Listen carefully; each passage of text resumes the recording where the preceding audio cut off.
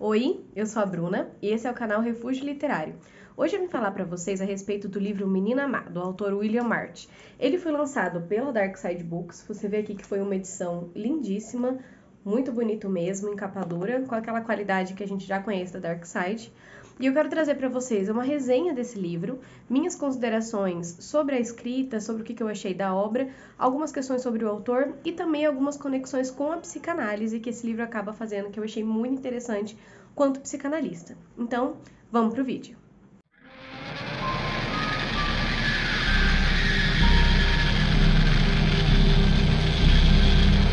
A história do livro, ela gira em torno de duas personagens principais, que são mãe e filha. A mãe é a Christine e a filha é a Rhoda. A Rhoda é uma criança perfeita, é uma criança loirinha, de trancinha, é uma criança muito independente, o livro frisa muito isso. Ela é diferente das outras crianças, ela lida muito bem com adultos, ela cuida muito bem de idosos, ela é uma criança completamente diferente. E ela é uma criança que ela não dá trabalho para a mãe. Ela escova os dentes sozinha, ela faz as coisas sozinha. A Christine frisa várias vezes que ela não precisa fazer nada com a Rhoda. Porém, ela tem algumas características um pouco estranhas que, num primeiro momento, são características normais da personalidade dela. Eles acabaram de mudar para Baltimore porque o pai da Rhoda e marido da Christine, ele é um militar e ele sempre está viajando para vários lugares para poder fazer o serviço dele, enfim. Num primeiro momento, a gente acredita que é apenas uma mudança normal, mas ao longo do livro a gente vai descobrir que existe sim uma questão por trás dessa mudança para uma nova cidade e tem a ver com a Rhoda, mas eu vou tentar dar o mínimo de spoiler possível aqui nesse vídeo. Então, a Rhoda e a Christine estão vivendo em Baltimore, eles têm várias pessoas que estão ali com eles sempre, eles têm uma boa relação com os vizinhos, com as senhoras do bairro. O livro fala muito assim sobre como são essas pessoas, o pensamento dessas pessoas, isso é uma coisa interessante, e elas estão sempre bem. Acontece um evento, que é um concurso de caligrafia. E nesse concurso, a Rhoda tinha certeza absoluta que ela iria ganhar, mas ela não ganha. Quem acaba ganhando esse concurso é um outro menininho e ele ganha uma medalha. E ela fica completamente inconformada que ela não ganhou a medalha, ela deixa isso bem frisado. Conforme o tempo vai passando, acaba tendo um piquenique na escola e esse menininho, ele é encontrado morto no cais. E a medalha não estava com ele. E a partir daí que começa realmente toda a trama desse livro. Com base nos comportamentos da Rhoda, a Christine começa a perceber que existem algumas coisas estranhas relacionadas à filha e à morte desse garoto. Quando ela vai questionar a Rhoda se ela não tá triste porque o amiguinho dela morreu, isso foi uma frase que me marcou muito no livro. A Rhoda fala, mas eu não entendo porque eu tenho que ficar triste. Ele morreu, não eu. E isso tá bem no começo do livro, então acredito que não seja um grande spoiler. E a partir disso, a Christine começa a perceber que o comportamento da filha existem elementos estranhos. E acontece que dentro desses vizinhos, dessas pessoas que eles têm, tem um rapaz que gosta muito da questão de investigação criminal, de crimes, principalmente, em especial, crimes que envolvem pequeninos, né? E a Christine começa a pesquisar nesses crimes algo que possa ter a ver com a filha dela. Numa certa forma, eu tive a sensação que ela queria desmistificar algumas coisas a respeito da filha, mas conforme a trama vai passando, você percebe que ela vai cada vez mais identificando características na filha que estão presentes naqueles pequeninos. E a história acaba girando em torno disso. Para dizer para as pessoas o porquê dela estar pesquisando a respeito disso e não levantar suspeitas, ela diz que está escrevendo um livro, e o livro é sobre uma criança que possivelmente é uma assassina. Do livro a gente vai ficar nessa, se a Rhoda é ou não uma assassina, ou se então a Christine está tirando conclusões precipitadas.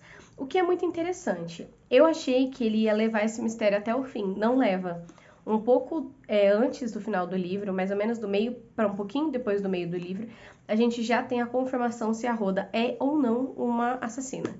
E é interessante que esse livro tem um plot twist muito legal, que eu particularmente gostei muito, não vou falar para não estragar a leitura de vocês, mas eu achei que esse plot twist, ele dá, assim, uma robustez, assim, na obra, eu achei interessante.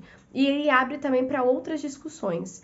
Então, foi um plot bem legal. A obra ela vai se desenrolando em torno disso, a gente vê muitos pensamentos da Christine através das cartas que ela escreve para o marido, e também porque o livro muitas vezes fala dos pensamentos, ele é um narrador que é onisciente, então ele sabe o que a Christine pensa, o que não. Um ponto muito interessante que eu gostei é que às vezes eles estão em conversas triviais do dia a dia, conversas que outras pessoas estão tendo com a Christine a respeito da Rhoda, ou não, conversas que tem a ver com coisas do dia a dia mesmo, fofoca de bairro. E ao mesmo tempo que a Christine tá nesse ambiente, ela tá com a cabeça naquilo que ela tá pensando a respeito da filha dela e do que a filha dela poderia ter feito. E isso é muito interessante, porque levanta aquela questão de que às vezes a pessoa está no mesmo ambiente que você, mas a cabeça dela está em outro lugar, e na verdade a gente nunca sabe o que está se passando realmente na vida das pessoas e na mente das pessoas, mesmo quando a gente está convivendo tão proximamente a elas.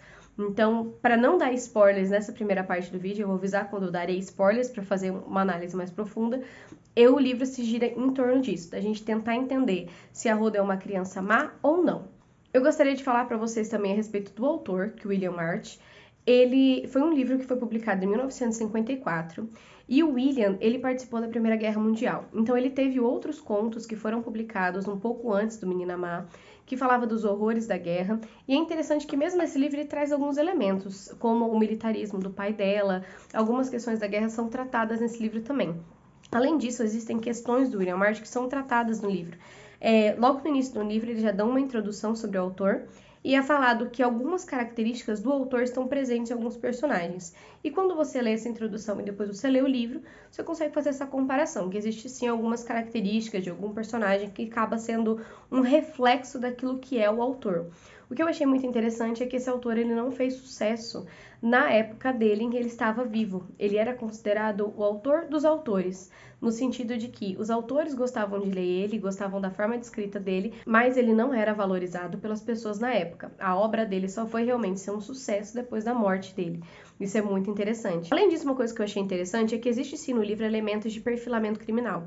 E eu acreditei que o perfilamento criminal tinha iniciado lá em 1970 no FBI, quando efetivamente começou a se trabalhar com o perfil criminal na polícia. Porém, pesquisando a respeito mais desse livro, como o livro já tratava disso em 1954, eu pesquisei mais a fundo e eu descobri que, na verdade, o primeiro perfil de um criminoso foi feito em 1888, que foi quando um médico britânico fez o perfil do Jack o Estripador. Achei isso muito interessante porque existem elementos no livro em 1954 que falam de alguns assassinos fictícios, assassinos que eram crianças e como foi a evolução desses assassinos e como isso foi perfilado e como existiam pessoas nessa época que já estudavam a respeito antes de 1970, que é quando a gente começa a entender um pouco mais sobre o perfil criminal dentro do FBI. Então isso é uma coisa bem interessante. Agora eu queria falar com vocês algumas coisas a respeito do livro que vão ter alguns spoilers. Então se você não gosta de spoilers, eu sinto muito, mas eu queria trazer aqui uma análise mais profunda e é impossível a gente fazer uma análise profunda da obra sem dar esses spoilers. Então se você não gosta de spoilers, você pode parar o vídeo aqui. Eu recomendo que você leia esse livro. Eu acho que ele é um livro muito interessante para você poder aprender sobre serial killers, para você aprender sobre como funciona a mente de uma pessoa, para poder ter aquele suspense. Ele é um livro muito bom. Uma coisa que eu posso dizer sobre a narrativa é que no começo a narrativa ela é um pouco maçante, óbvio, porque foi um livro escrito em 1954, porém é uma questão de hábito. Conforme você vai lendo, você vai pegando o hábito e o jeito da escrita do autor e ele se torna um livro prazeroso. De um pouquinho dos 20% do livro, você já começa a ler ele com muita facilidade e ele é um livro que eu recomendo muito. Então, a partir de agora, começa a parte de análise com spoilers e você fica aqui a seu critério. Para passar nessa parte de spoilers, eu queria conversar com vocês a respeito do plot, que é o principal que eu achei interessante nesse livro, que é quando a Christine ela descobre que, na verdade, ela é filha de um assassino em série. Ali é levantada a questão se um serial killer ele nasce assim ou se então o ambiente contribui. É aquela velha luta entre o fator genético e o fator social na construção de um assassino. O que eu acho interessante nesse livro? A Rhoda, ela tem uma família muito estruturada. A Christine e o marido dela são uma família estruturada, uma família margarina. Christine é uma mulher muito bonita, uma mulher que tá sempre ali empenhando no desenvolvimento da filha. O marido, ele tá sempre trabalhando, é um pai presente. Eles têm aquela coisa do te dou uma cesta de beijinhos e você me dá uma cestinha de abraços. Você vê que é uma família que existe um carinho. Então o fator social não é tão determinante no caso da Rhoda. Porém, o fator genético poderia falar um pouco mais alto, já que a avó dela foi uma assassina em série. E isso é muito interessante porque existe essa luta ali entre o social e o genético, até hoje é conversado e tratado dentro da criminologia para tentar entender de onde que vem a questão do serial killer. Então esse é um ponto que eu achei interessante falar com vocês. Além disso, em questão de psicanálise, a gente consegue ver que existem muitos elementos. Inclusive, ele fala sobre o divã, sobre falar com os outros, sobre a cura pela fala ao longo do livro, até com um tom assim de crítica, achei interessante isso. Mas os sonhos da Christine são muito vívidos. E você percebe que nos sonhos dela, o subconsciente dela acaba sendo revelado. Então ela tem alguns sonhos que revelam coisas que ela já sabe, mas que ela, por algum motivo de um trauma, muito possivelmente, acaba recalcando isso e deixando isso escondido ali no subconsciente. Isso vem em forma de sonho. Então achei muito interessante o autor colocar esses sonhos da Christine para que a gente possa ter acesso ao subconsciente dela e entender o que ela sabe sem saber que sabe. É isso que é interessante. Muitas coisas a Christine não queria saber, mas ela sabe no seu subconsciente. E isso acaba sendo manifestado em forma de sonho. Além disso, eu achei muito interessante a questão de que o autor, ele dá esse plot de que a Rhoda é sim uma assassina em série e a Christine sabe disso, e ele vai falar das outras mortes que aconteceram com ela, das outras mortes que estão ligadas à Rhoda, e a Christine, depois que ela descobre efetivamente que é a filha dela a responsável pelas mortes, ela começa a entender mais um pouco o que a Rhoda é capaz de fazer. Existe sim uma questão de tríade do mal, de piromania, questão com animais, que não é tão unânime dentro da criminologia, mas é citado às vezes, e a Rhoda ela tem algumas características relacionadas a isso, mas você vê o como que é complexo quando você descobre que alguém que você ama e supostamente alguém que você poderia e deveria proteger é uma pessoa ruim e é um assassino. E isso mexe com a gente, porque é fácil muitas vezes a gente falar o que a gente faria, não, denunciaria, enfim. Mas quando isso realmente está acontecendo, é muito mais complexo. Então, o que você faria se seu filho fosse um assassino em série? Você estuda sobre isso, você vê, você sabe qual será o fim dele, e ao mesmo tempo você entende que aquela pessoa era a pessoa a qual você deveria proteger a todo custo. Então existe essa luta dentro da Christine que eu acho muito interessante dentro da obra. Além disso, uma coisa muito interessante é que a Rhoda, ela tem realmente uma máscara social muito bem dissimulada. A gente entende que ela não sabe ainda dissimular muito bem na frente da mãe, mas que isso com o tempo é algo que a própria Christine fala iria se aperfeiçoar. Então, na frente dos outros, ela é uma criança perfeita, ela é uma criança angelical, ela é educada, mas ao mesmo tempo, em alguns momentos específicos, ela tem uma liberação de raiva, principalmente quando alguém faz algo que ela não gosta ou não dá algo que ela quer, isso em sentido material. Então, a gente vê que a motivação da Rhoda é sempre autoproteção, quando ela realmente mostra quem ela é, ou então quando ela quer algo e ela não consegue, é quando ela se mostra. Caso contrário, ela tem uma máscara social perfeita, ela sempre parece aquela criança perfeita e angelical na frente dos outros. Isso é muito interessante porque quando a gente entra dentro da psicanálise, dentro desse conceito psicanalítico dentro da obra, a gente pode entender que ela tem um conflito muito grande entre o id e o superego, e o ego dela é um ego extremamente frágil e não está conseguindo manter esse equilíbrio. Então ela tem muitas vezes um superego muito exacerbado, aquela pessoa muito polida, e por outro lado, às vezes ela é muito animalesca, ela não pensa naquilo que ela está fazendo. Então existe um desequilíbrio que dentro da psicanálise é tratado ali na segunda tópica de Freud, que a gente consegue ver nessa obra. Então existem muitos elementos psicanalíticos na obra que eu achei interessante e achei que deu um tom um pouco mais profissional para a obra. Achei muito interessante em relação a isso.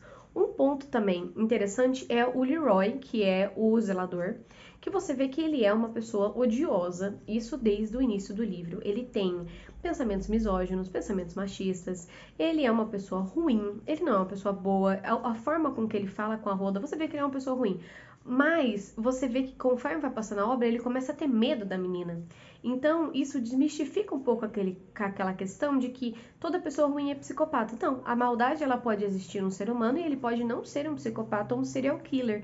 Então, é interessante isso, porque existe maldade em alguma pessoa e não necessariamente ela é um psicopata. E isso a gente tem muito hoje em dia. Ai, fulano fez um crime, fulano fez tal coisa que é uma coisa horrível, ele é um psicopata. Não necessariamente. A gente sabe que psicopatia precisa de um laudo, de um estudo mais aprofundado. E eu acho que essa obra ela mostra muito que existe sim maldade dentro da mente humana e não necessariamente uma pessoa ruim é um assassino em série.